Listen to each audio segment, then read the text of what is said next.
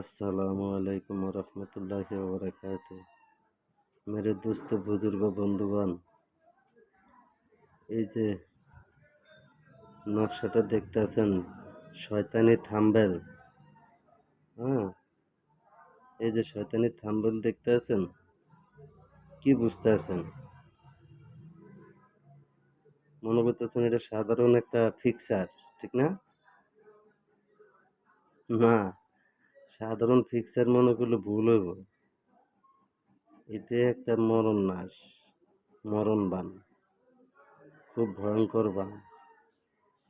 এই বান মারতে গেলে আগে নিজেকে মরতে হয়, তারপরে বান মারতে হয়। তো এই বানটা মারতে হবে এইভাবে। এই যন্ত্রটা মরা মানুষের কাপড়ের কাপড়ে, ওই যে মরা মানুষটা গোসল করে না, কেমন মরা মানুষ, ওই যে সুদ ঘুষ খাইছে, বেনামাজি, হ্যাঁ, ব্যভিচারক, মানুষের উপর জুলুম করছে, ওই ধরনের মরা মানুষের কাপড়ের কাপড়, ওই যে গোসলটা যখন করায়, তখন গোসল করেন না, মনে করেন যে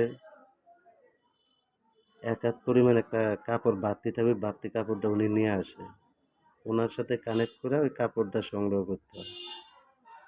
ওইটা ওই কাপড়ের উপরে এই যন্ত্রটা তিনটা বানাইতে হয়। তিনটা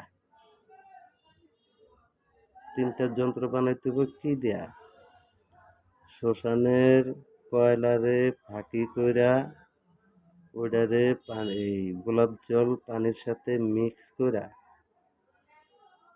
কালি বানাইয়া, ওই কালি দেয়া এই তাবিজখানা অঙ্কন করতে হয়।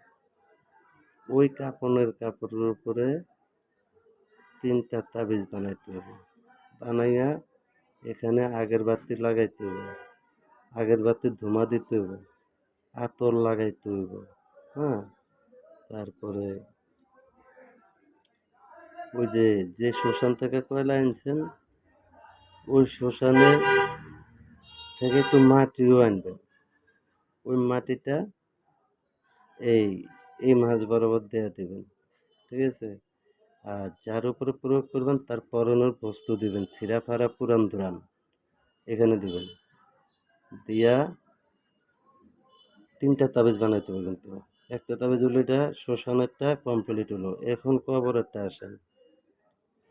কবর থেকেও মাটি আনবেন, মাটি আইনা একই সিস্টেমে এই মাছ বরাবর দিবেন, শত্রুর পরনের বস্তু সহকারে। দেয়া যেটা শ্মশান থেকে আনছেন মাটি, ওই তাবিজটা কবরে গাড়িয়ে দিবেন। ওই যে যে কবর থেকে মাটিটা আনছেন সেই কবরে এই তাবিজটা মারা দিবেন।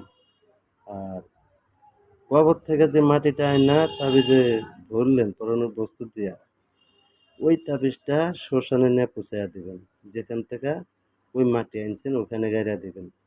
গাড়িয়ে দেয়া এইভাবে তিনটা লাথি দিত বাম পাও দেয়া। আচ্ছা, গেল এটা। আর একটা তাবিজ থাকে একই সিস্টেমে, শত্রুর বাড়ির সারা বাড়ি কিবা খাইলা ময়দান, কলা গাছ আছে, কলা গাছ, ওই কলা গাছের ভিতরে তাবিজটা ঢুকাই দিতে হবে। এখন কাজটা করতে হবে কোন সময় বন্ধুরা? কাজ খালি করলে হবে না। আচ্ছা, কি করতে হবে, যে মাটিটা যে তাবিজটা বানাইবেন, মাটিটা কিভাবে তাবিজটার ভিতরে ফিটিং করে এই পুতুলের ভিতরে ঢুকাইয়া দিতে হবে। পুতুলের ভিতরে ঢুকায়া এই পুতুল শ্মশানেরটা কবরস্থানে দিতে হবে, কবরস্থানেরটা শ্মশানে দিতে হবে। আর একটা তাবিজ যে থাকবে, ওই তাবিজটা পুতুল সহকারে কলা গাছের ভিতরে ঢুকাই দিবেন। কিন্তু কথা আছে, যদি সুই মারেন, সুই মারলে শত্রুর সাইডে বলে অপস হয়ে যাব, এমনিতেই মরে যাব। তবে সুইটা মারলে কাজটা ইমার্জেন্সি হইব, ঠিক আছে? সুই মারার একটা মন্ত্র আছে, মন্ত্রটা প্রয়োগ করে সুই মারতে হবে।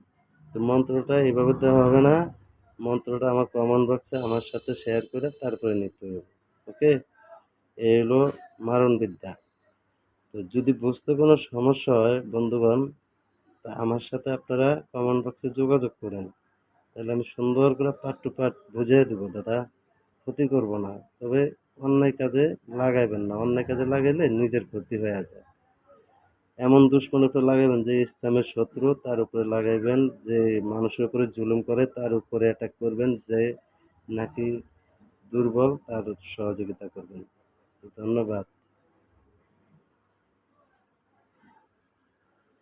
আবার দেখা হবে ইনশাল্লাহ।